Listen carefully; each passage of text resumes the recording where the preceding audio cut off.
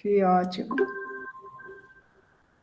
O Alberto já iniciou a gravação.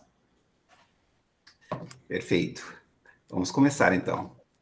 Então, gente, bom dia mais uma vez a todos e a todas que tiram um pouco do seu tempo para estar aqui nessa manhã de sábado e conforme tem acontecido nos últimos alguns bons meses, né? Temos participado desse momento que penso ser significativo para cada um de nós, mas também para o planeta. A comunidade, a nossa casa comum agradece.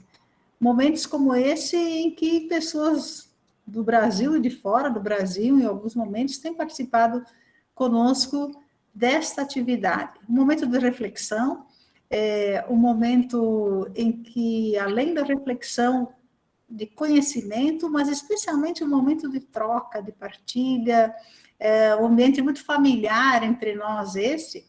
E hoje eu tenho o privilégio de estar realizando inicialmente essa mediação com um convidado muito especial, professor Ivan Durães, que tem acompanhado, é o coordenador desta rede, e tem feito esse papel todos os nossos encontros. Hoje é o nosso convidado, e um convidado especialíssimo. A gente apresenta o professor Ivan, é pós-doutor em Ciências da Religião pela Mackenzie de São Paulo, pós-doutor em Antropologia pela PUC de São Paulo, pós-doutor em Direito pela Universidade de Coimbra, de Portugal, pós-doutor em Educação, também pela Universidade de São Paulo, doutor e mestre em Direito, mestre em Ciência da Religião, coordenador geral da Rede Internacional de Filosofia Ecológica Integral, diretor da Faculdade Teológica Batista de São Paulo, professor universitário com atuação em cursos de graduação, especialização, mestrado e doutorado. Amigo da Casa Comum e especialmente nosso amigo. Por isso, professor Ivan, seja muito bem-vindo hoje como nosso convidado especial, neste encontro em que a proposição é falarmos, refletirmos, conversarmos, acrescentar ao nosso conhecimento a proteção da fauna doméstica, aspectos jurídicos e filosóficos. Nós comentávamos, antes de iniciarmos a gravação, da importância desse assunto, como nós vamos tratar dos aspectos jurídicos e filosóficos da fauna doméstica, de algo que é muito próximo a nós. Como nós falamos do doméstico, nós falamos daquilo que faz parte da nossa casa. E a nossa casa, que seja o planeta, a nossa casa comum, mas, em geral, a legislação prevê, né, professor Ivan, o doméstico, o silvestre, a fauna doméstica. E, nessa perspectiva da educação integral, eu recordava lá o início do cristianismo, nas primeiras comunidades cristãs, da Didaquê, né? Daí o Frei Nilo pode nos ajudar nisso, mas é interessante nós recordarmos que essa educação integral, ela faz parte dessa proposta de educação, de desenvolvimento, de crescimento do ser humano lá nos primórdios do cristianismo. Eu diria que é um resgate hoje nós termos presente na educação doméstica, na educação da casa, esses valores que são inerentes ao desenvolvimento integral do ser humano. E o cuidado para com os animais, o cuidado para com a fauna doméstica faz parte dessa integração. Professor Ivan, a palavra é sua. Nós vamos conversando sobre isso, somos atentos, temos ouvidos e coração e mente para lhe acolher, para ouvir as suas palavras, a sua reflexão, mas também termos presente a nossa relação na nossa casa, aqui a amplitude da casa como planeta, mas a amplitude da nossa casa doméstica, nas nossas relações familiares. Bom dia, professor Ivan. Bem-vindo e a palavra é sua. Bom dia a todas as pessoas que aqui estão. É um grande privilégio ouvir esta abertura, introdução da nossa irmã Cláudia Chesini, grande educadora, e também aqui compartilhar este momento com grandes pesquisadores, filósofos e pesquisadores ainda de várias áreas do conhecimento. Eu tenho grande afeto por esta nossa casa, por esse nosso espaço, que é a rede, em que nós temos a oportunidade rica de compartilharmos temas de interesse à filosofia ecológica integral. Então, de antemão, eu deixo a todos e todas os meus melhores cumprimentos e destaco que, para mim, aqui estar nestas reuniões, nestes encontros mensais, é sempre um motivo de celebração. Então, estamos aqui hoje celebrando a fraternidade, celebrando a pesquisa e celebrando os objetivos da nossa rede, objetivos estes que nos congregam, para que nós venhamos nos reunir nessas oportunidades tão importantes. Sobretudo, neste momento em que o país e o mundo está, de certa maneira, aberto ao diálogo a respeito da condição humana e mais, da condição humana em nossa casa comum. É claro que isto não deixa de lado, né, os desafios que temos a enfrentar no que diz respeito à tutela, ao guerrear, digamos assim, pela proteção do meio ambiente, pela proteção da nossa casa e pela proteção, por conta disso, de toda a vida, porque bem sabemos que o nosso enfoque aqui na rede está intimamente relacionado à preservação da vida, não somente da vida de seres racionais, mas de toda a vida que compartilha a nossa casa comum. Então, eu, como foi dito há pouco pela irmã Cláudia, eu vou falar sobre a proteção da fauna doméstica em aspectos, tanto do ponto de vista filosófico, bem como jurídico.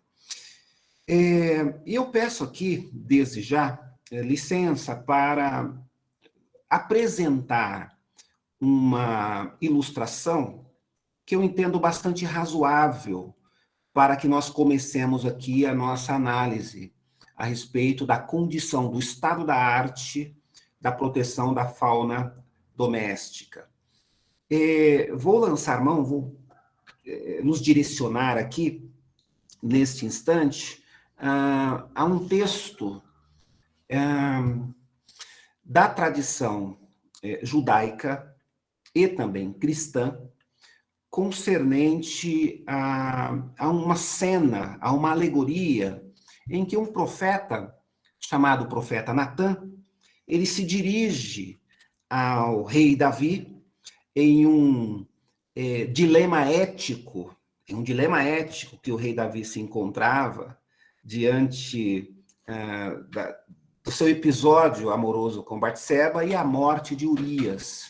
E aqui chega Natã apresentando para nós, no texto bíblico, apresentando-nos uma cena muito curiosa em que uma pessoa empobrecida tinha uma relação de afeto e ternura acentuadas para com um animal doméstico.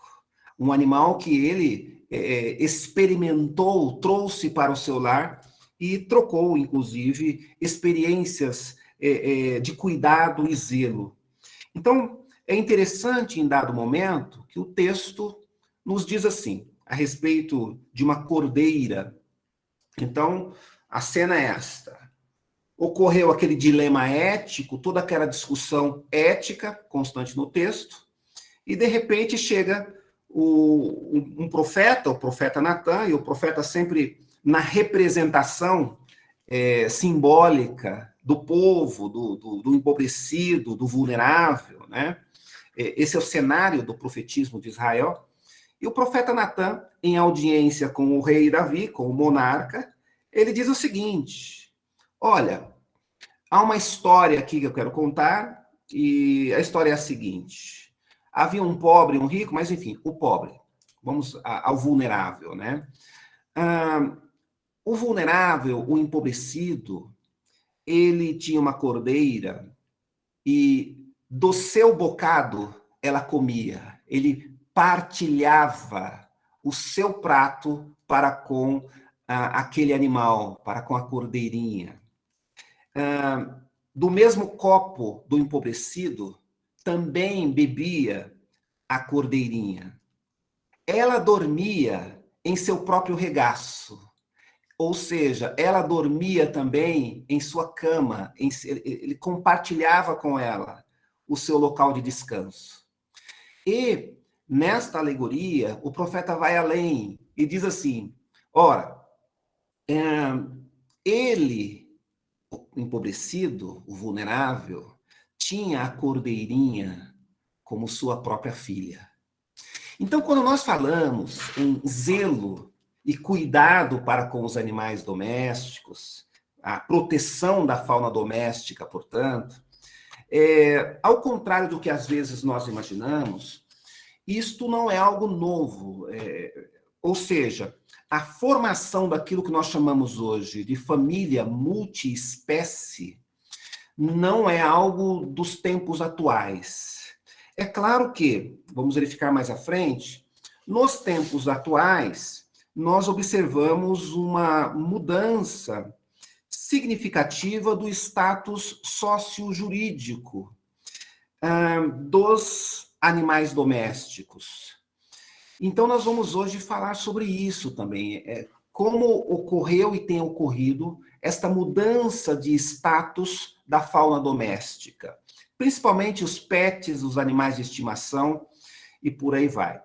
Mas, de repente, alguém pode, e é um questionamento válido, eu me fiz também, questionar o seguinte, mas espera um pouquinho, em qual medida este tema, essa proposta de discussão hoje aqui apresentada, ela é importante para aquilo que nós compreendemos como filosofia ecológica integral.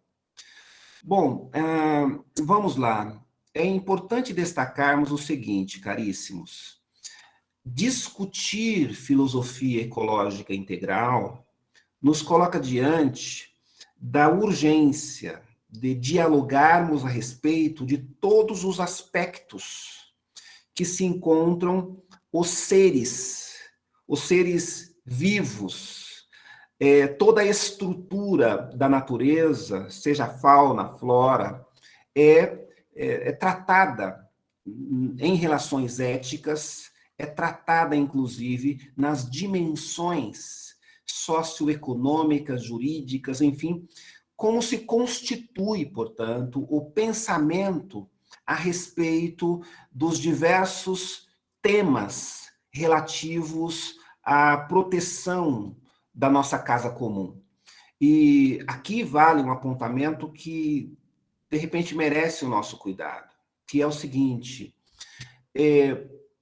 a fragmentação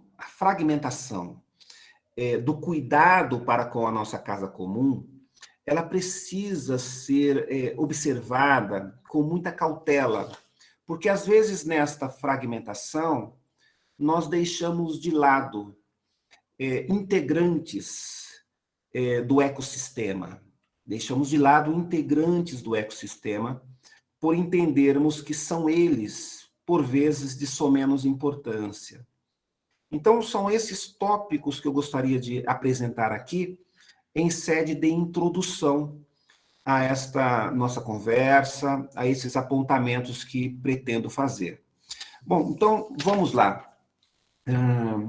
Do ponto de vista da filosofia, das ciências da religião, do direito, nós temos muito a que se destacar aqui hoje, muito. E eu pretendo, vou me esforçar bastante para conseguir compartilhar uma multidão de ideias que se encontram em minha cabeça a respeito desse tema, e eu peço a paciência de todos que aqui se encontram, porque eu tenho pensado bastante sobre esse tema e ainda não parei para sistematizar. Tá? É um conjunto de ideias que eu quero compartilhar portanto, justamente para, quem sabe, provocar frentes de pesquisa e de investigação, portanto, aqui na rede. Então, esse é o objetivo central desta minha fala, que, reitero, fomentar frentes de investigação aqui na rede, e também, com isso, ampliar o nosso olhar a respeito da filosofia ecológica integral. Então, vamos lá. Então, esta é a introdução, e aqui vou tecer alguns comentários sobre alguns tópicos que destaquei. Então, vamos, primeiro ponto que acho interessante aqui, o nosso cuidado, tá? A Laudato Si, como nós bem sabemos, ela se apresenta como um documento que fomentou as bases fundacionais aqui da rede. Então, nesse documento, nós observamos lá em seu item 11, temos no item 11 da Laudato Si, o pontífice, o Papa Francisco, fazendo referência, nos trazendo à memória a preocupação de Francisco de Assis com todas as criaturas. Então, a princípio, esta minha preocupação também com a fauna doméstica, ela encontra amparo na Laudato Si, que acabou me influenciando durante as minhas leituras do texto, e também me trouxe à memória a atuação de Francisco em relação ao convite para que todas as criaturas estejam, ou sejam convidadas, melhor dizendo, convocadas, enfim, para celebrar a vida. Não somente a vida ou existência de seres classificados como aqueles que participarão, mas não, ele tem um convite, apresenta um convite bastante amplo, universal, para que todos aqueles que existem, os seres, portanto, participem de um grande louvor à própria existência, um louvor à fonte da vida. Então, é interessante, inclusive, que Francisco ele destaca que qualquer criatura, um trecho muito interessante, qualquer criatura deve ser compreendida como irmã. Toda criatura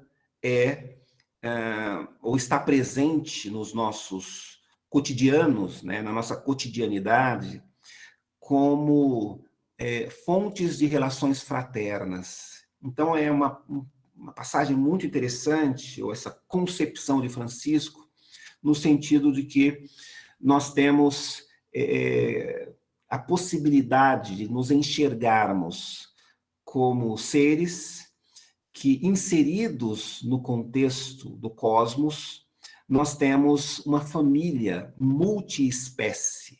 É a concepção ética de fraternidade que encontramos em Francisco.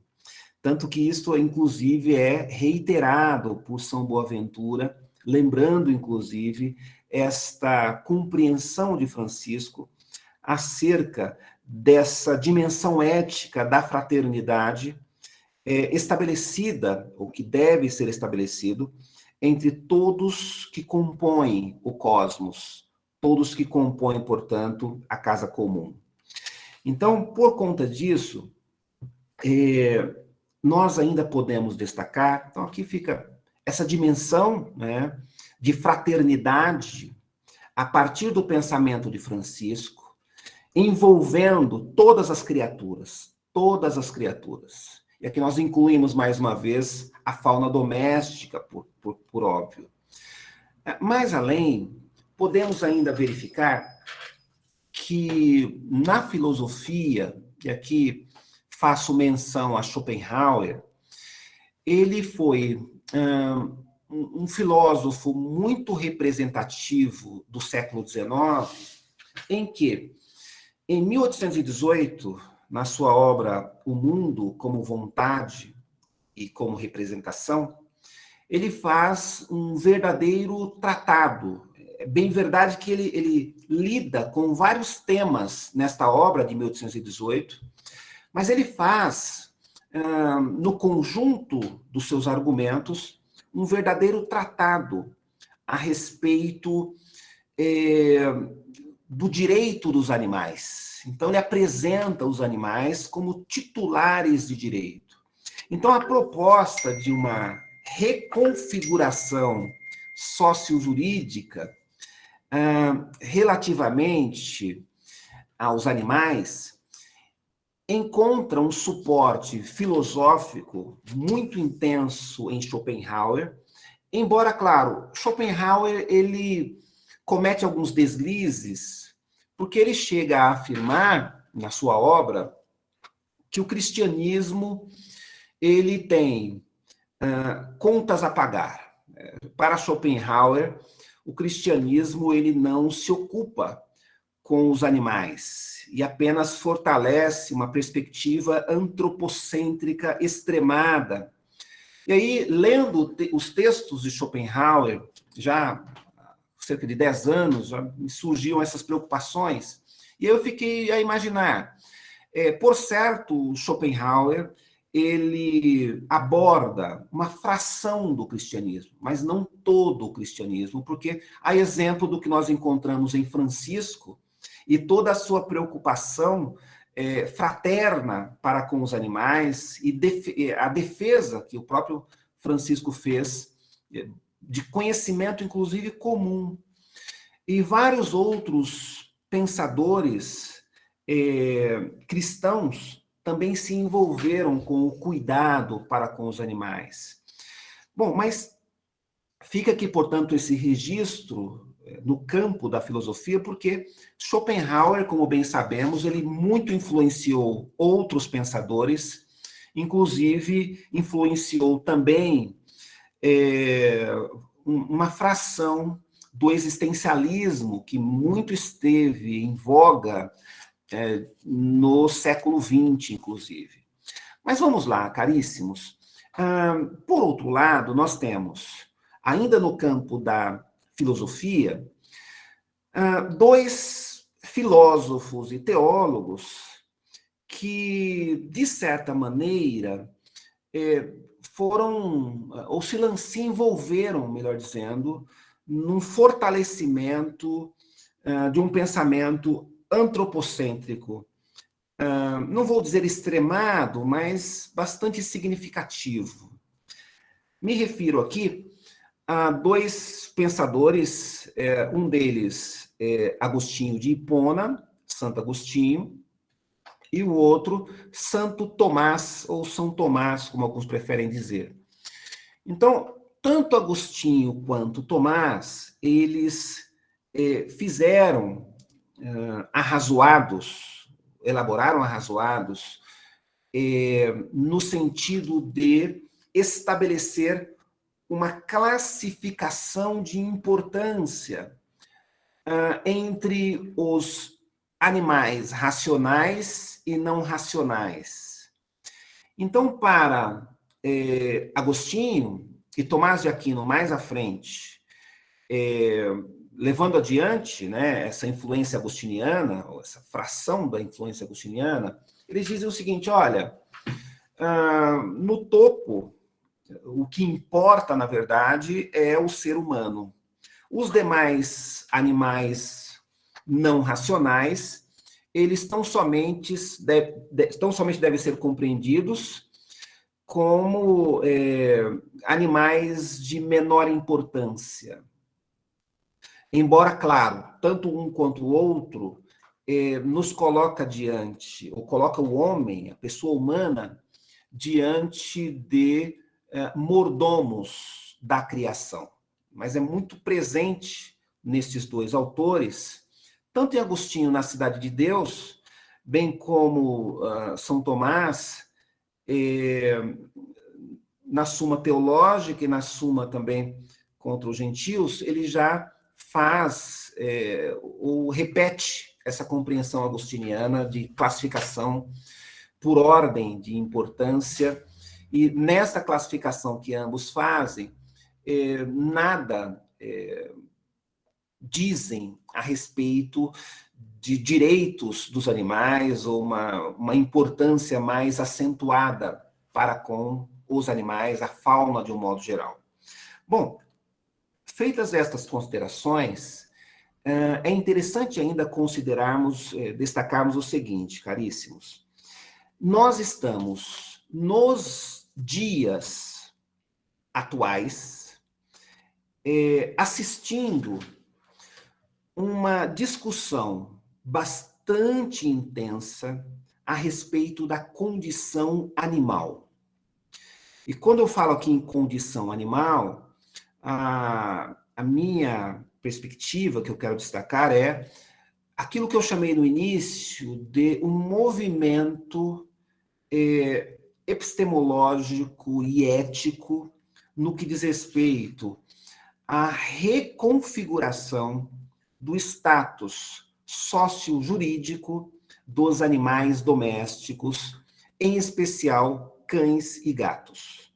Então, hoje nós assistimos, tanto do ponto de vista da construção das ideias contemporâneas, mas também um influxo concernente a respostas do Estado, do poder punitivo desse Estado, inclusive do nosso Estado, em que se tem buscado fomentar a alteração da condição animal entre nós. Ou seja, em outras palavras,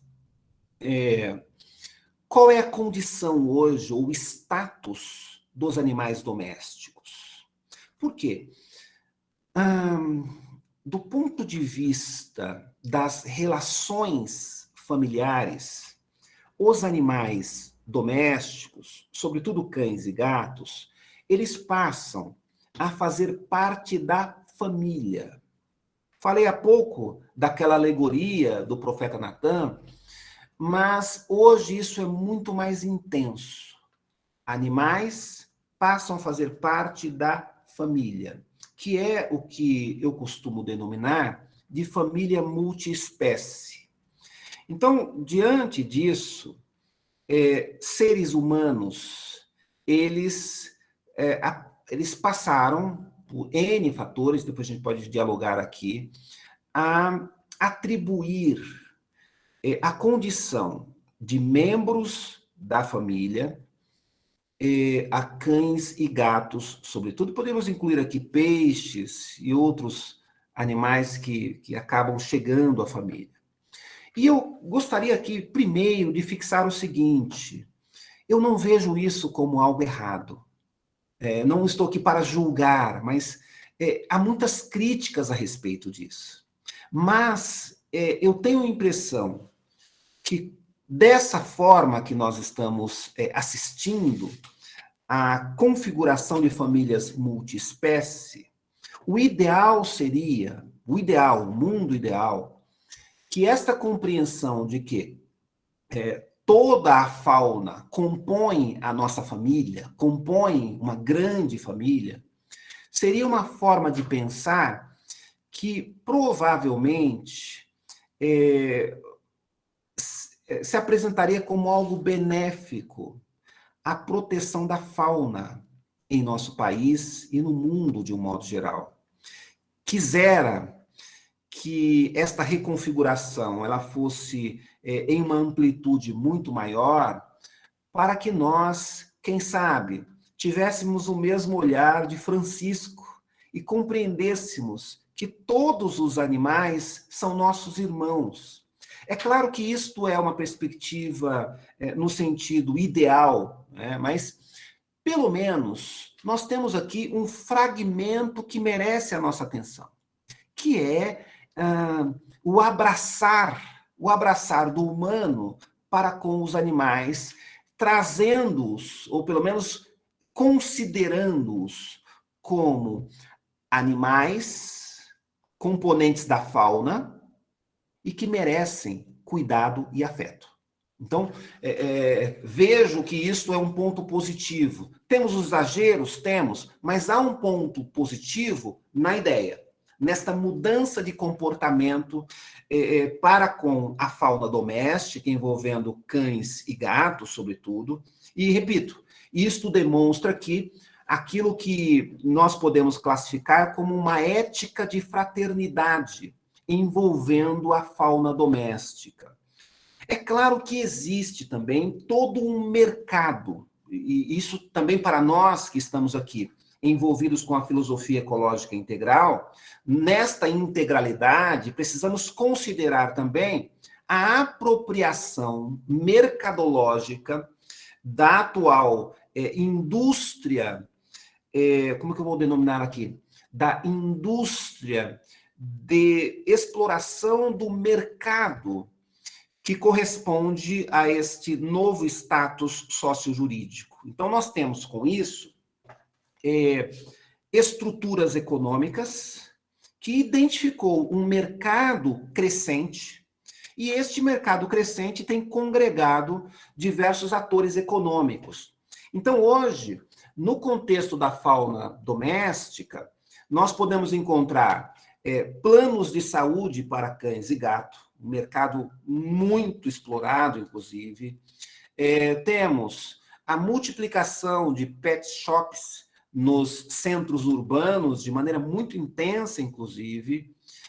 Temos ainda até mesmo uma preocupação para com a morte da fauna doméstica, porque hoje nós temos planos funerários que são vendidos com bastante intensidade, justamente com o objetivo de atender aquilo que mercadologicamente se chama demanda. Então, criou-se oferta e demanda nesta reconfiguração do status sociojurídico da fauna doméstica. Então, vejam, como eu disse, a minha proposta hoje é que nós, com a minha fala, e me perdoem se de repente eu estou exagerando, mas a ideia é que nós venhamos abrir novas frentes de investigação também a respeito deste conjunto de fatos que eu apresento.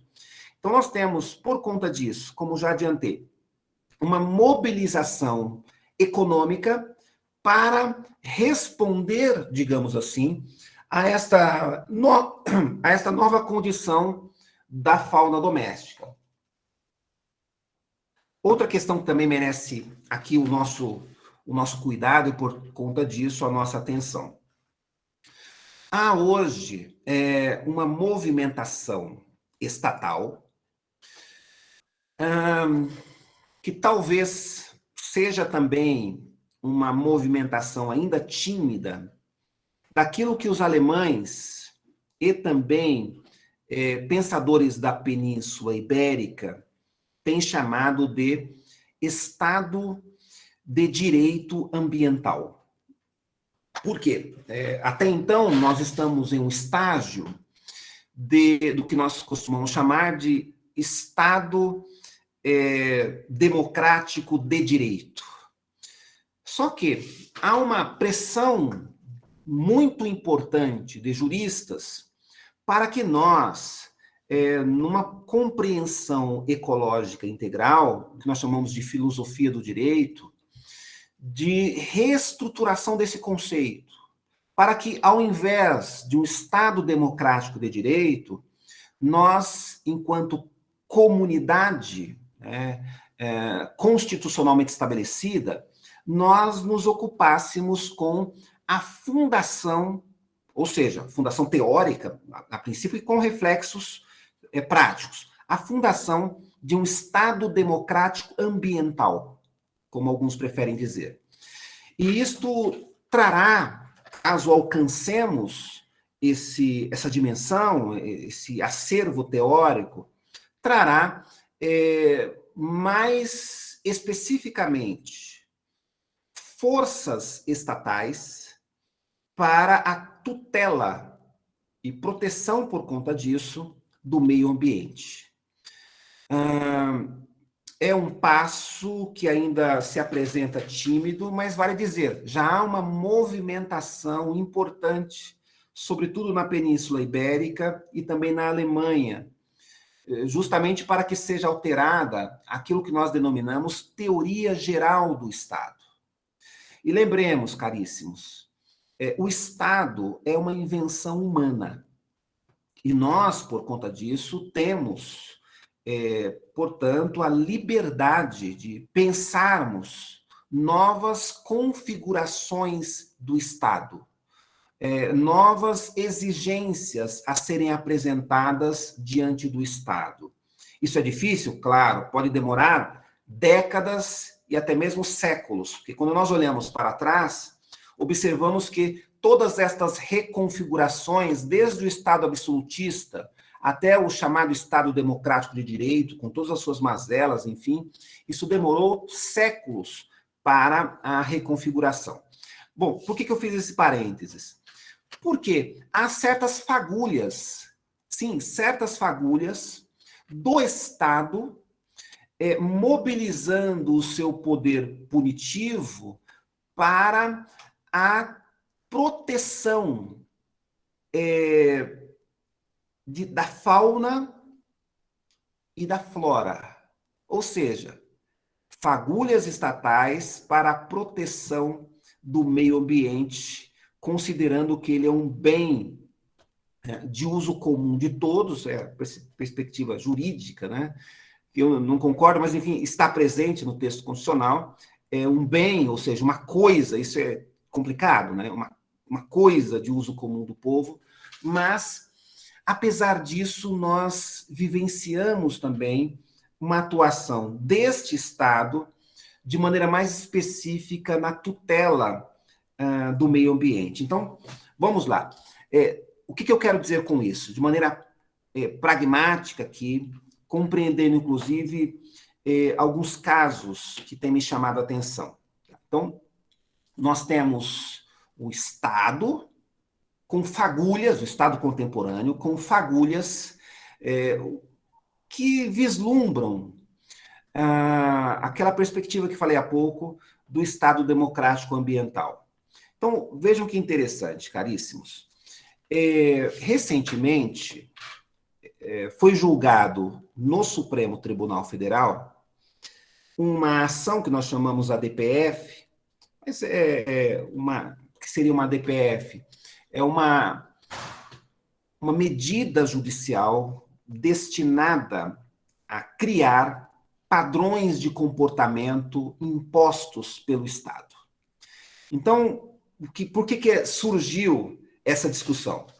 Na DPF 640, o Estado, Supremo Tribunal Federal, se deparou com um problema que lhe foi posto. E qual era o problema? Um problema seríssimo, inclusive, seríssimo, em que nós estávamos diante do Estado atuando como um instrumento de extermínio da fauna. O próprio Estado, via poder judiciário, autorizando o extermínio de animais. Então, vamos entender isso no contexto para ficar mais claro. O assunto que foi levado ao Supremo Tribunal Federal diz respeito à chamada rinha de galo, a cruel rinha de galo. E o que estava ocorrendo no Brasil até o ano passado?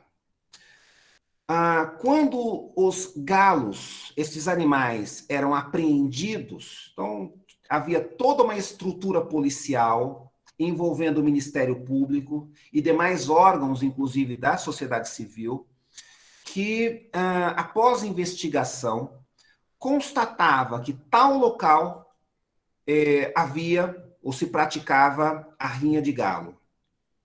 Animais, por conta disso, em condição de cativeiro, para serem utilizados, por conta do sofrimento deles, dos maus tratos, serem utilizados como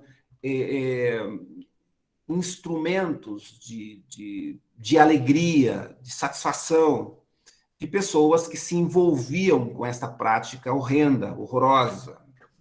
Bom, enfim, Então, o Estado, ele resgatava, então, por conta da investigação, até então o Estado resgatava, prendia os envolvidos, correto, prendia os envolvidos, mas surgia uma pergunta na sequência: o que fazer com os animais apreendidos? O que fazer com os animais apreendidos? Tivemos um caso em Eduardo Magalhães, município de Eduardo Magalhães, na Bahia, de 2019, recente, portanto, em que havia lá num criadouro, num cativeiro, portanto, de galos, e transformado ali em casa de espetáculos, havia 90 galos que eram utilizados na rinha. 90 galos. Estes galos, eles foram apreendidos, imaginando, nós que acompanhamos a história, imaginando que eles seriam salvos, seriam postos em locais de segurança, que viabilizassem, portanto, tratamento digno. Mas aí surgiu um falso dilema, ou um dilema que foi apresentado no processo, em que se discutiu isso. E agora, o que fazer com os galos? De repente, caríssimos, levantou-se no processo a seguinte afirmação: ora, estes galos, desde o nascimento, eles foram criados para a violência. Eles são criados para a luta, para matar outros da sua espécie. E, de repente, surge no processo a afirmação do tipo: estes galos, que têm esta natureza voltada para matar, eles não podem ser reinseridos em nenhum outro local. Então, vejam, na sequência, a decisão do juiz, então foi pedido do Ministério Público para que os galos fossem exterminados, fossem mortos, o juiz acatou e determinou que os galos fossem mortos, 90 galos. E a gente começa a pensar, espera um pouquinho, toda uma operação policial, com mídia, aquela coisa toda, de repente os galos que foram resgatados, o Estado, por conta inclusive da legislação em vigor, deveria colocá-los em segurança, mas o próprio Estado que resgatou, o próprio Estado mata, extermina os galos. Vejam, se nós levarmos este argumento que vem se repetindo no Brasil já há alguns anos, temos aqui vários outros casos semelhantes, se nós levarmos esta prática, colocando aqui uma ideia do pensamento kantiano, né? Se nós colocarmos esta prática como passível de ser acolhida em todos os outros episódios semelhantes, chegaremos ao absurdo de considerarmos o seguinte: vamos imaginar que o Estado, ele resgatasse do cativeiro crianças, seres humanos, e aí, de repente, surgiria a afirmação: escuta, esses seres humanos, desde a juventude, a infância, a meninice, eles são preparados para a violência, são seres violentos. Então vamos exterminá-los. Vejam, a lógica a ser aplicada aqui, quando nós nos deparamos com seres humanos, é horrenda, é assustadora. De imediato nós rejeitamos, porque isso não ingressa na nossa concepção ética. Não ingressa, é inadmissível de plano, já há uma repulsa, já sentimos asco. Agora, quando esta lógica perversa ela é aplicada a animais não humanos, e nós observamos o Estado acolhendo a prática do extermínio se mostra também assustador, mas não assombra, por vezes, agentes públicos ou algumas pessoas, se fossem seres humanos. Então, nós temos dois tipos de compreensão do que é aceitável em relação à gestão da vida ou não. Então, vejam que curioso, curioso. Então, sob essa perspectiva, caríssimos, eu gostaria que, inclusive, vamos lá, para fechar. O Supremo tomou uma decisão muito interessante. O Supremo hoje proibiu o extermínio de animais que se encontram em condição de maus tratos e sejam resgatados pelo Estado. O Supremo proibiu isso em todo o Brasil. Nenhum juiz mais do Brasil hoje poderá exterminar ou mandar exterminar animais que estavam em cativeiros em condição de maus tratos e foram resgatados. Então, o Estado deve providenciar o encaminhamento destes animais para que a vida deles sejam preservadas, né, a vida deles. Inclusive, fazendo contato com ONGs, ou, no extremo, dizer o seguinte para o dono do cativeiro, para o dono do prédio, do imóvel em que se transformava espaços de maus tratos. Dizer o seguinte: olha, você está condenado, dono do prédio, você que estava envolvido com todo esse espetáculo de horror, você está condenado a manter esses animais aí, não mais em maus tratos, a mantê-los de maneira saudável até a morte natural de cada um deles. Considerando aí, inclusive, a vida útil, ou melhor, a expectativa de vida dos animais. Então, foi uma saída muito interessante do Supremo Tribunal Federal, justamente acenando, como eu falei há pouco, com uma espécie de fagulhas esperançosas de um Estado de direito ambiental. Porque aqui o Estado vem para intervir, o Estado Supremo, para intervir práticas horrorosas que eram exercidas pelo próprio Estado, Poder Judiciário de primeira instância, enfim, e aqui nós encontramos, de fato, uma atuação do Estado Supremo, Tribunal Federal, nessa decisão muito interessante do ponto de vista da filosofia ecológica integral, porque o que estava em julgamento no Supremo, nesse caso que apresentei aqui, na verdade, qual é o status, a grande pergunta, qual é o status sociojurídico de animais que, inclusive, estavam ou se encontram em condição de maus tratos. Então, caríssimos, voltando um pouquinho mais aqui, eu peço mais 10 minutinhos para encerrar. Então, vamos lá.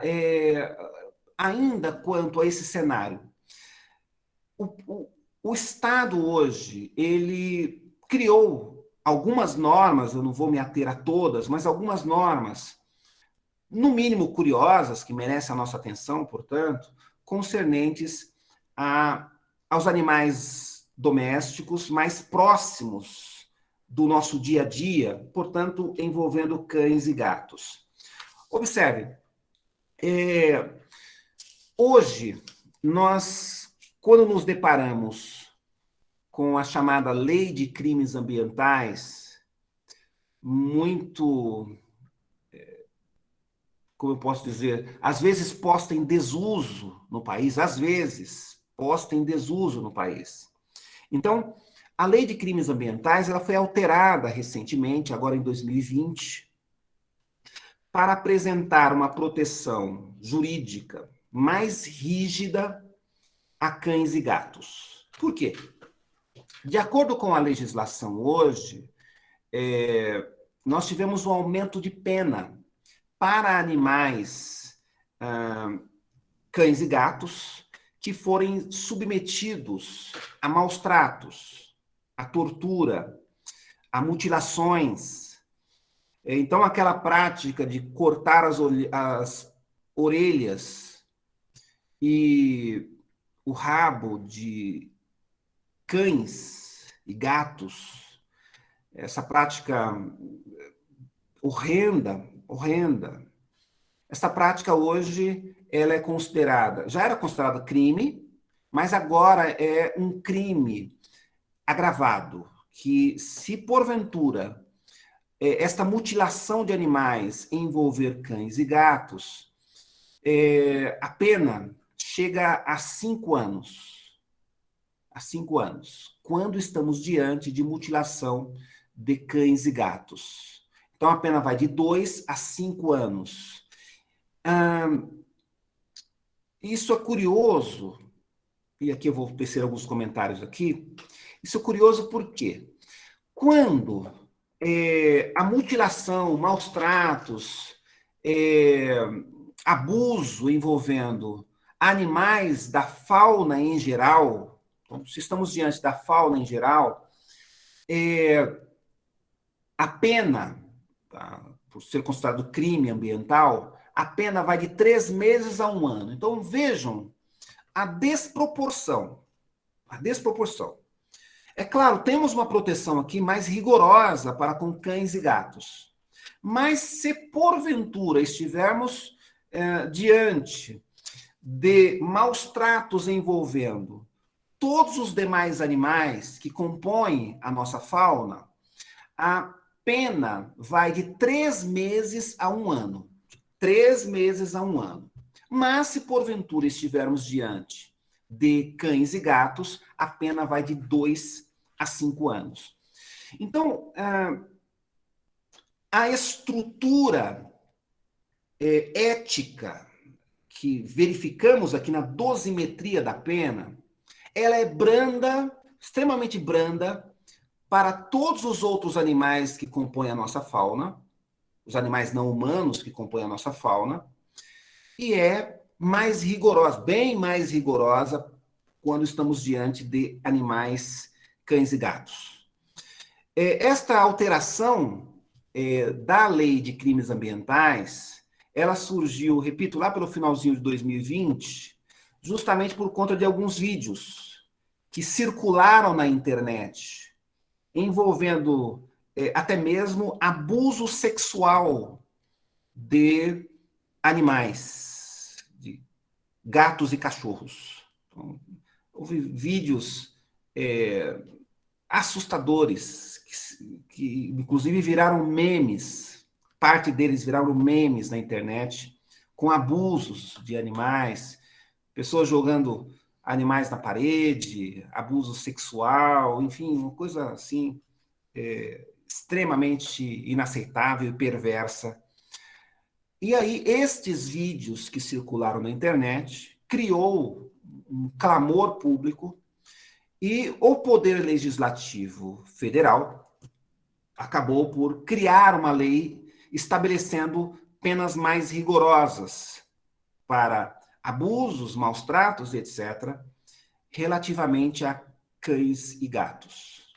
Mas perdeu-se a oportunidade de tratar com o mesmo rigorismo, o mesmo rigor, portanto, os outros animais não humanos. Então, surgiu aqui, mais uma vez, a prática de legislação por encomenda. Pega-se um episódio e este episódio gera uma legislação, ou seja, um estabelecimento do poder punitivo do Estado de maneira parcial, apenas para atender, como às vezes eu costumo verificar, apenas para atender um clamor público localizado, e quem sabe aí apresentar um palanque para a conquista de votos. Eu não estou aqui criticando, a crítica que eu faço aqui não é o aumento do rigor para com cães e gatos, não é isso, mas é o tratamento diferenciado com os demais animais que compõem a fauna não humana. A pena é muito baixa, inclusive, se estamos diante de animais em extinção e etc., ainda continuamos, por conta disso, com esse tratamento muito mais brando. Mas, caríssimos, partindo aqui para o fim, depois vamos conversar, mas o que chama também a atenção é A construção de famílias multiespécie, que falei há pouco, ela tem criado também discussões jurídicas, discussões de toda sorte, inclusive, quando estamos diante de divórcio, separação e extinção de união estável. Quando o casal em separação, ele se coloca ou tem um animal em que eles são cuidadores. Então, em outras palavras, com quem fica o animal doméstico? Com quem fica? E aí surge hoje uma discussão a respeito da guarda de casais que estão se divorciando, e aí briga-se pela guarda de animais domésticos, por vezes com a mesma ou mais intensidade com que se briga com a guarda de filhos. Também outra questão que é levada à discussão diz respeito à pensão alimentícia. O Poder Judiciário hoje tem estabelecido sentenças em que impõe-se o pagamento de pensão, de pensão alimentícia, como popularmente se fala, para arcar com as despesas dos animais domésticos, da fauna doméstica, portanto, quando o casal se divorcia, se separa e por aí vai. Então, essa discussão, se ela fosse levada antes no Poder Judiciário, seria considerada algo absurdo. Absurdo. Mas hoje, justamente por conta disso que eu bati algumas vezes na minha exposição, que é, literalmente, a mudança do status sócio-jurídico da fauna doméstica, que vem abrindo várias frentes de discussão e análise. Porque desde a compreensão da família multiespécie, desde a compreensão de que há eventuais fagulhas da formação de um Estado democrático ambiental, e agora também discussões que outrora eram apenas relacionadas à guarda de filhos, pensão para ex-companheiros, etc., agora já nos coloca diante desse cenário. Já falamos, portanto, em direitos dos animais domésticos à guarda e direito dos animais domésticos à pensão alimentícia.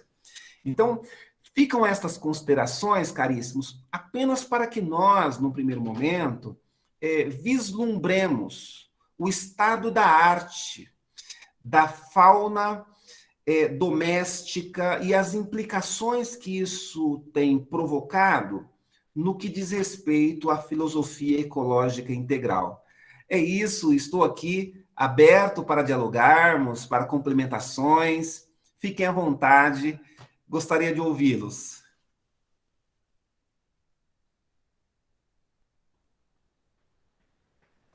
Muito obrigado, professor Ivan.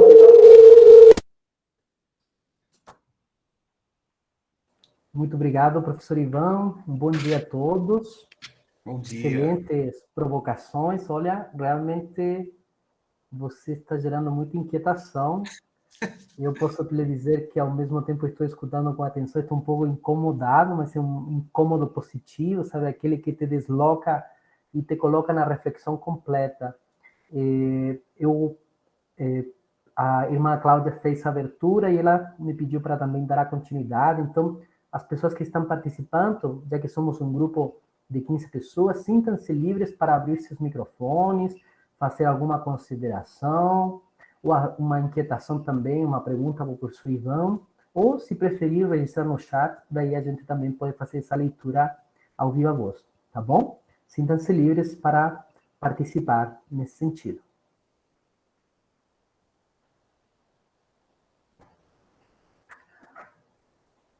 Eu vou iniciar, professor Ivan, talvez com essa, partilhando assim, talvez de uma forma muito ingênua da minha parte, até porque eu não tenho essa bagagem, talvez, jurídica, certo? E talvez a minha colocação seja muito ingênua, dependendo do ponto de vista jurídico. Mas penso que é um espaço que gostaria também de escutar a sua posição.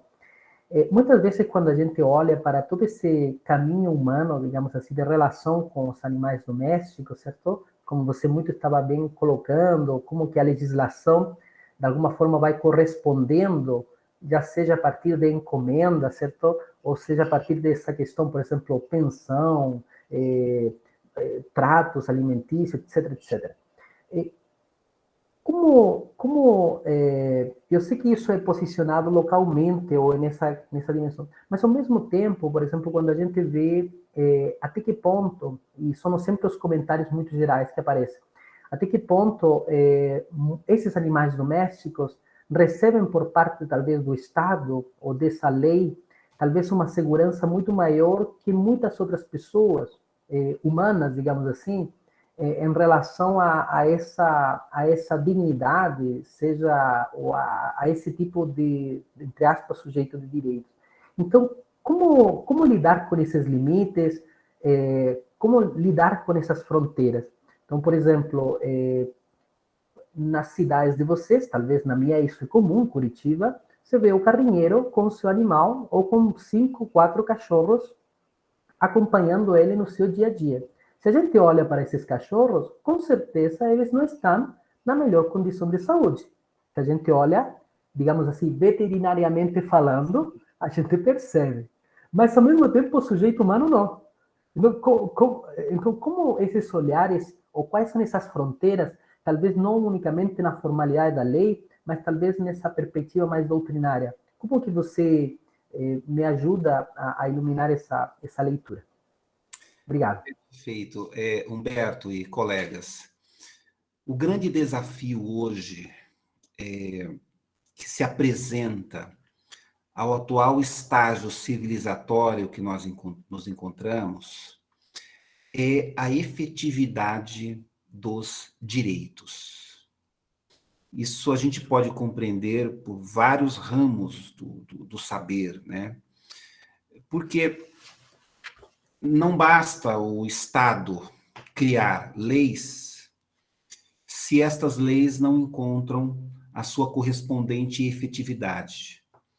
E as grandes discussões hoje, Humberto e colegas, no campo do direito e também no campo da teoria geral do Estado, é exatamente isso.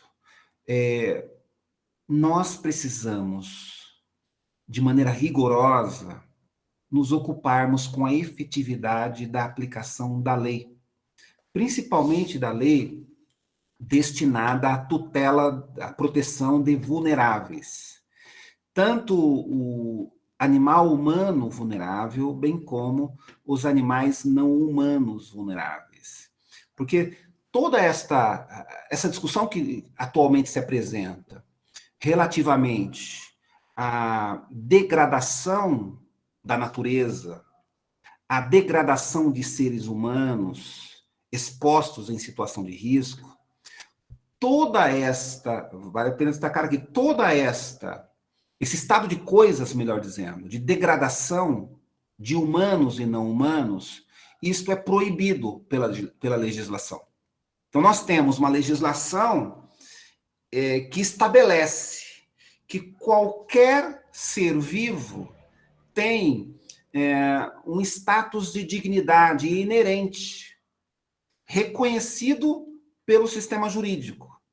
Mas, por outro lado, nós nos deparamos com a inobservância destas regras jurídicas de proteção.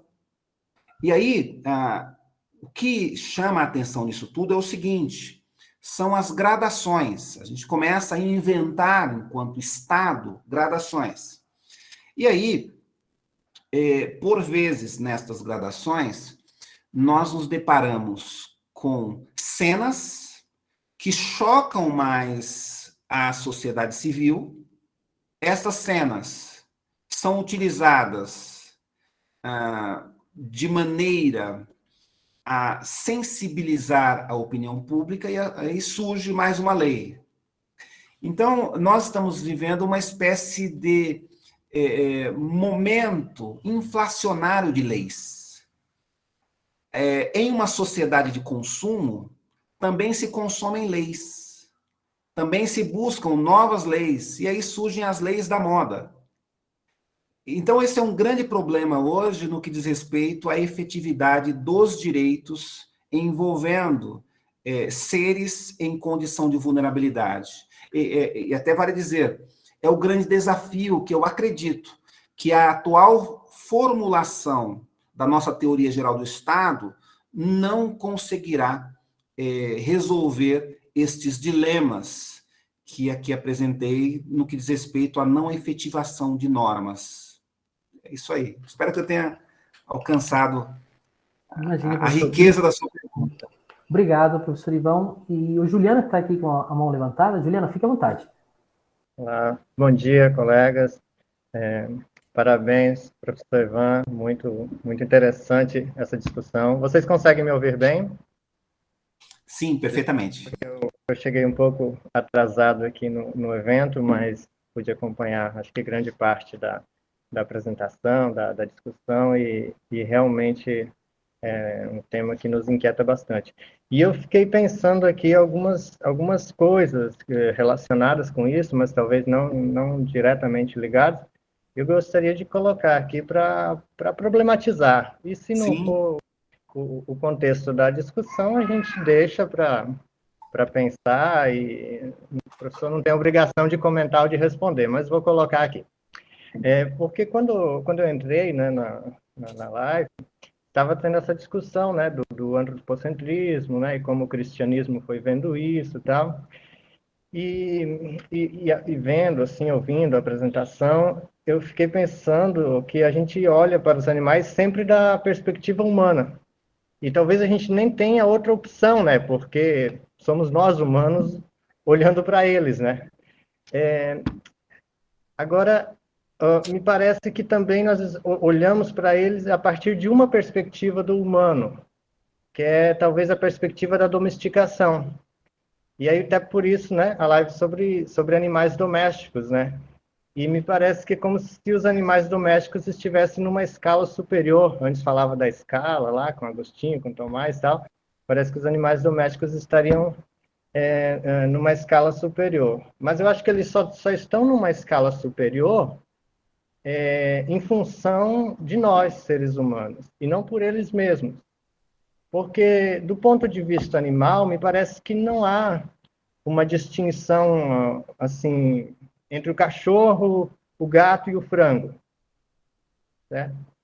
Então, o que justificaria, do ponto de vista jurídico e filosófico, eu proteger um gato, um cachorro e mandar o frango para o abatedouro?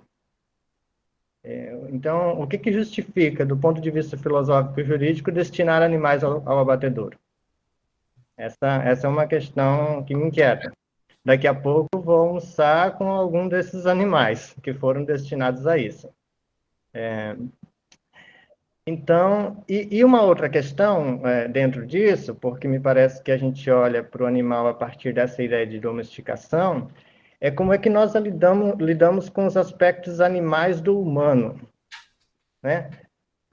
Aquilo que há de animal em nós, e aqui eu não uso no sentido pejorativo, que normalmente se entende assim, né? Como nós lidamos com isso? Parece que é uma tentativa de domesticar também o que é animal no humano, né? Aquilo que seria mais instintivo, e também, e não só esse lado mais predador, mas também o lado afetivo, né, que é próprio dos animais, né, sobretudo dos mamíferos, né. E a gente vê que as plantas também dialogam, conversam, se protegem, se relacionam, né. Então, é um aspecto vivo, mais do que animal, talvez, e nós parece que lidamos sempre isso com a tentativa de domesticação, né, com a sexualidade, por exemplo, né? Mas, por vezes, esse animal tentado domesticar, ele escapa, digamos assim, aí ele se manifesta de uma forma não interessante, né, no humano. Então, são essas duas questões, sabe? Só vou repetir para concluir, o que do ponto de vista filosófico e jurídico justifica a gente mandar alguns animais para o abatedouro, e como é que a gente lida com o animal que está em nós, né? Por exemplo, eu li um artigo, só para finalizar, intitulado O Devir Animal na Escola, né? Como que a escola trabalha com essa perspectiva de domesticação e tudo aquilo que é de potência animal é repreendido dentro do contexto da escola, né? E como isso poderia, né, como essas discussões todas que estão aí poderiam também nos pensar uma nova perspectiva educacional, né? Mas, enfim, são questões e apenas que eu estou levantando algumas coisas que foram me inquietando. É isso.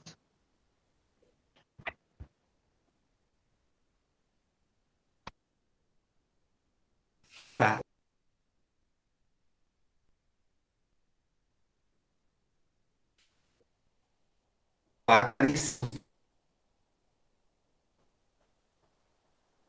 Agora sim. Ah, perfeito. Juliano, excelentes pontos para reflexão. Excelentes. Bom, vamos lá. Provavelmente, se Nietzsche estivesse entre nós, ele começaria a resposta mais ou menos assim: humano, demasiadamente humano. Né? O que eu quero dizer com isso? Nas relações, nas aproximações também contemporâneas e também de outros tempos, nós podemos considerar as relações de poder, porque a grande busca, a grande perseguição das sociedades humanas é o estabelecimento de relações de poder. Isso a gente, inclusive, vê em Foucault, né? Toda a arqueologia do poder que Foucault nos apresenta. Então, no que tange a esta perspectiva de domesticação, Juliano, eu penso no seguinte: existe um anseio nestas relações de poder em dizer, em selecionar o que é domesticável e o que não é domesticável. Porque aquilo que o ser humano compreende como domesticável, ele estabelece relações de poder sobre o objeto, e aqui o objeto não é um tom pejorativo, mas sobre o objeto em que recai o poder. A partir daí, este homem, em relações de poder, vai estabelecendo critérios classificatórios, conforme você bem lembrou, critérios classificatórios do que será subjugado na condição de animal doméstico, porque o animal doméstico, em verdade, é um animal subjugado, ele está ali em condição de poder, por mais afeto que se direcione, ele está subjugado, está em cativeiro. Então, este animal, dito doméstico, no cotidiano, né, ele está em relação de poder cativo, literalmente em condição de um sujeito, um ser cativo. E a partir daí, nestas relações de poder, o humano, ele passa a destacar o que lhe interessa e o que não lhe interessa a manutenção da vida. E é por conta disso, Juliano, penso eu, que nós vamos nos deparar com animais domésticos, melhor dizendo, animais domésticos, que são considerados como componentes da família, a família multiespécie, e outros animais domésticos que não. Por outro lado, eles são tratados trazer para casa, desde que merecerá cuidar.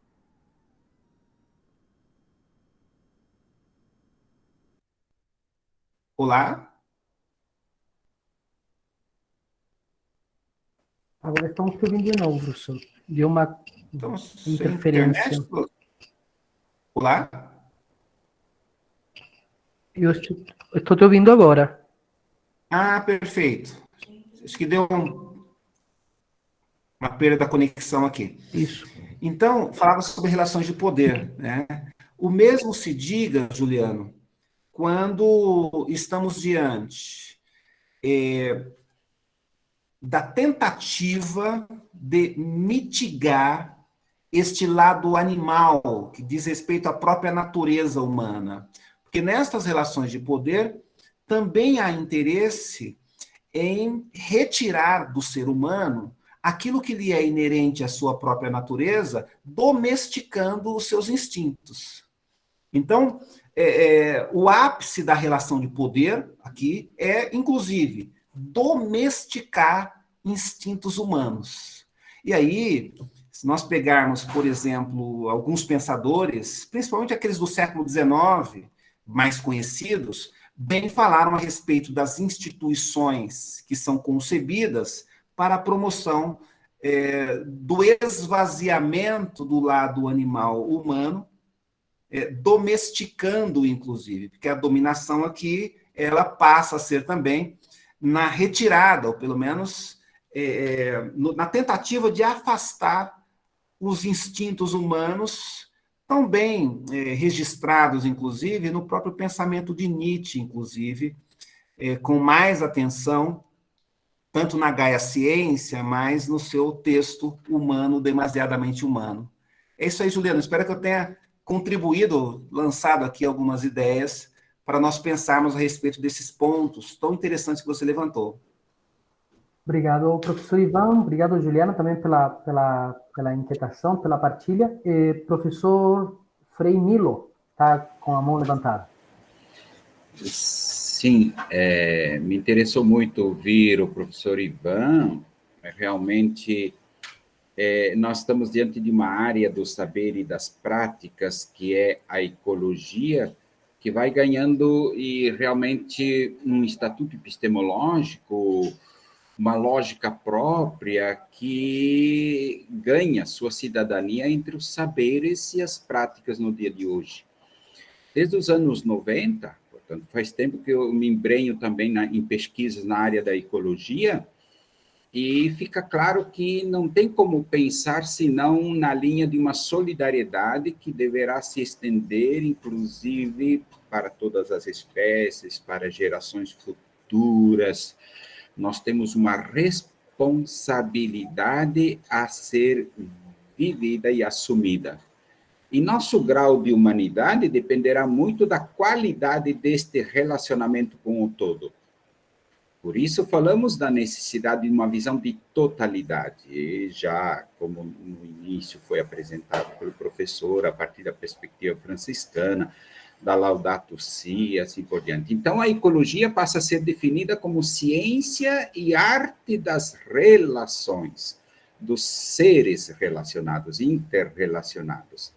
É pensar o oikos, a casa, o habitat, numa relação permanente entre os seres vivos, até com a matéria, com a energia, corpos, força, se fala de um holomovimento, de interação constante entre tudo o que existe. E salta aos nossos olhos que aí reside uma questão de vida e morte da humanidade, que é capaz de gerar até um direito. Em 2014, a Embrapa me pediu para participar de uma obra, não sei se vocês veem aqui, direito ambiental, né? Eu tenho aqui um texto sobre ética e moral por um equilíbrio entre o ser humano e a natureza. Então, já naquela época eu desenvolvia e fui publicado, esse é apenas um primeiro volume. Vejam só. Então, aí me salta aos olhos que estamos diante de um saber que vai se estruturando e vai tendo suas consequências, inclusive jurídicas, como hoje nós ouvimos. Né? Nós somos um elo da fantástica corrente cósmica, da salvaguarda ou da ameaça dos seres. Isso há uma imbricação da tal forma que nós participamos todos da mesma sorte. Daí porque a interação entre as espécies, o cuidado entre nós, a solidariedade, não estamos tratando de fenômenos isolados. Então, temos que pensar na nossa vida que nós não somos um nicho, uma bolha. Nós somos essa interação constante entre as diferentes espécies, entre nós seres humanos, né? E aqui eu acho que é necessário recuperar a experiência semita do povo bíblico, que entendia o ser humano como uma totalidade unitária. E aqui se supera o antropocentrismo, né? Nós, na verdade, só sobramos numa visão fragmentada, fissurada, né? A natureza concebida como aquilo que pode ser objetivado experimentalmente, manipulado e utilizado tecnicamente, numa intervenção até predatória do ser humano ante a realidade limitada da Terra. E aí acontece aquilo que se chama não só de desumanização, mas de desnaturação. Bom, é apenas algumas palavras, né, da necessidade de nós apreendermos, compreendermos a realidade em sua unidade. Muito obrigado, professor Ivan, por suas palavras, foi fantástico. Eu me sinto realmente mergulhado nessa reflexão e sempre pensando naquilo que é essa grande inspiração que nos vem, seja de um São Francisco, mas eu diria antes de São Francisco, da visão semita bíblica da totalidade unitária da grande tradição judeu-cristã. Obrigado. Muito bom. O profeta Natan, de fato, tem muito a nos dizer, né? Aquela passagem é fantástica. E também, Frei Nilo, nessa tradição política, durante a sua fala, me recuerda, né?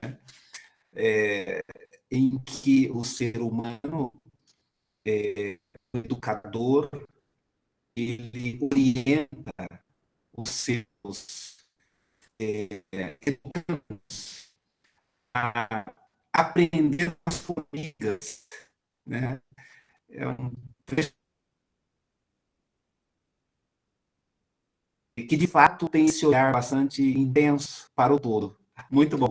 Obrigado, Frei Nilo. Sempre muito bom ouvi-lo também. Muito bom ouvi-lo. Obrigado, Frei Nilo. Humberto, é isso aí. Penso que não temos, por enquanto, nenhum inscrito ou inscrita. Acho que, Juliano, você ficou com a mão levantada ou é mais um questionamento? Não? Ah, perfeito. Então, penso que... não sei se alguém mais tem alguma consideração, algum comentário. Eu só vou dar alguns encaminhamentos gerais. A gente registrou um link aqui no chat para vocês poderem registrar as suas presenças, para que a gente também possa ir fazendo essa certificação. Nós estamos tendo algumas dificuldades, mas em breve nós já teremos uma resposta formal para essas certificações, a partir de um centro universitário. Então, essa caminhada estamos fazendo. Então, só pedimos para vocês registrarem para que a gente possa enviar para vocês esses certificados digitais. Não esquecer que mensalmente nos reunimos neste encontro fraterno de reflexão, de aprendizagem coletiva. Parece que a rede ela sai dessa dimensão do evento e se torna um grupo de reunião, de amadurecimento, de reflexões, e acho que isso é a beleza. Vão sendo congregadas as pessoas. E pedimos muito a ajuda de vocês em poder compartilhar, socializar os convites, para que realmente estes tipos de reflexões possam ir sendo multiplicadas nos ambientes informais, mas também nos ambientes formais acadêmicos ou culturais nos quais nós estamos inseridos. Então, agradecemos muito a participação de cada um de vocês e eu passo a palavra final. Agradeço a irmã Cláudia, que esteve conosco aí no início. Obrigado, irmã Cláudia, também por esse início da mediação. A todos os participantes, amigos e amigas que estiveram aqui conosco. Alguns se justificaram porque estão nas comemorações do Dia da Água, então estão em sintonia, fazendo essas reflexões, essa participação concreta. E eu passo a palavra final, então, para o professor Ivan fazer a sua mensagem final e talvez essa despedida enquanto coordenador da nossa rede. Obrigado a todos. Caríssimos e caríssimas, muito obrigado pela oportunidade que aqui tivemos de compartilhar algumas ideias relacionadas à filosofia ecológica integral. É sempre um privilégio muito grande me dirigir a este grupo de pesquisadores que tem se envolvido, tanto de maneira teórica, bem como prática, à causa da filosofia ecológica integral. Eu agradeço a todos, verifico aqui alguns gratos amigos que estão presentes, que se encontram presentes em todos os encontros aqui da rede. Fica aqui, portanto, meus agradecimentos. No mês que vem, tal qual é nosso costume, no último sábado do mês, estaremos juntos mais uma vez. E temos também, como bem sabemos, o nosso grupo de WhatsApp, e solicito a todos que compartilhem nos respectivos grupos, nas respectivas plataformas de contato, nas redes sociais, os nossos eventos e estes nossos propósitos tão sublimes aqui na Rede Internacional de Filosofia Ecológica Integral. É isso aí, caríssimos. Saúde e paz a todos e até o próximo evento. Professor Humberto? Muito obrigado, professor Ivan, pelas inquietações e agradeço também a participação de vocês. Estamos juntos nesta sintonia. Frei Nilo falou essa grande teia que nós vamos costurando e fazendo nós, acadêmicos, culturais, para nos tornar melhores. Um abraço fraterno a todos e até o próximo mês. Até mais, caríssimos. Até mais. Até mais. Bom Saúde, final de saúde e semana. paz. Tchau. Mais. Um abraço. Abraço, até Parabéns. mais. Parabéns. Não pude participar hoje, mas um abraço. Oi, irmã Cláudia.